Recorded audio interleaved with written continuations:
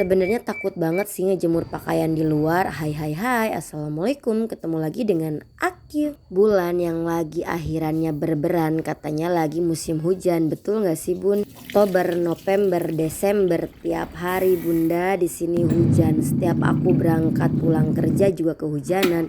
Alhasil sekarang, jangan ditanya bun. Aku meriang, merindukan kasih sayang. Biasaan deh suka kemana-mana kan emak-emak kalau ngisi suara kayak gini.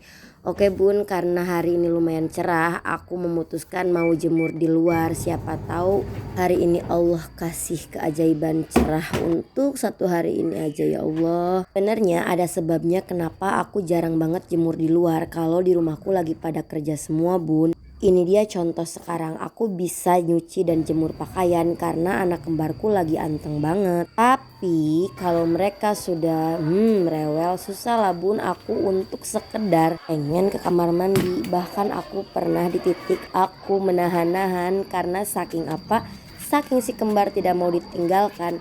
Yang akhirnya jangan ditanya lah bun ya. Aku juga pengennya si kembar tiap harinya anteng, nyaman, damai, sentosa. Tapi apalah daya, namanya juga anak kecil ya bun. Semoga hari ini cerah deh bun.